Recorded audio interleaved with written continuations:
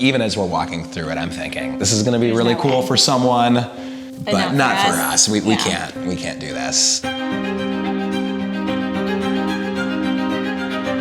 I came home, told Christine how fantastic this place was, but we pretty much dismissed it. The next morning, I'm in the shower, and it just hits me like a ton of bricks. You are never going to find another place like this. This is it.